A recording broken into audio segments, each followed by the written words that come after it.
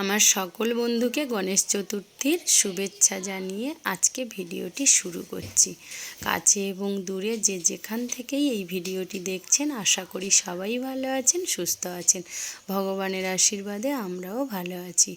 আজ গণেশ চতুর্থী। বিশ্বাস করা হয় ভগবান গণেশের পুজো করলে রোগ ব্যাধি দারিদ্র সব কিছু থেকে মুক্তি পাওয়া যায়। ভগবান গণেশকে শাস্ত্রে বলা আছে বিঘ্নহর্তা বলা হয়। তো আমার ছোটো মেয়ে গণেশ ঠাকুরকে ভীষণ ভালোবাসে, তাই ওর আবদারে আজকে গণেশ পুজো। তো আমি প্রথমে বললাম যে আমি রেডি করে দিই, তোরা দুজনে পুজো করবি। তো ভগবান গণেশের ঘিয়ের প্রদীপে পুজো দিলে নাকি খুব সন্তুষ্ট হয়। তো যারা ভগবান গণেশের পুজো করেন তারা বুধবার করে ভগবান গণেশের পুজো করবেন।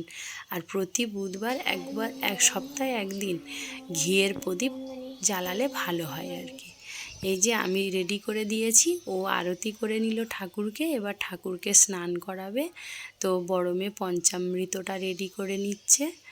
পঞ্চামৃত রেডি করে নিয়ে দুই বোনে এবার ভগবানকে স্নান করাবে।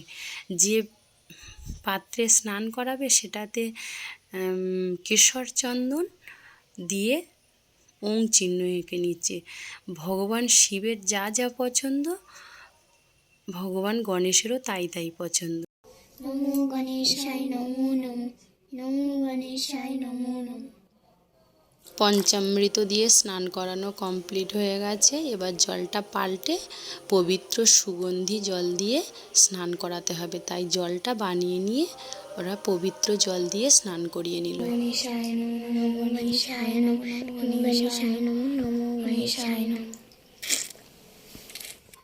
পবিত্র জল দিয়ে স্নান করিয়ে ভগবানকে ভালো করে পরিষ্কার করে মুছে নিল, নিয়ে আসনে বসিয়ে এবার পুজো করার পালা।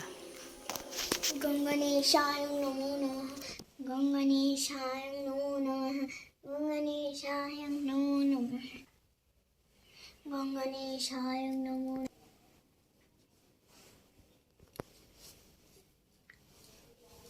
গঙ্গণেশায় নমো নমঃ, গঙ্গণেশায় নমো নমঃ, গঙ্গণেশায় নমো নমঃ, গঙ্গণেশায় নমো নমঃ, গঙ্গণেশায় নমো নমঃ।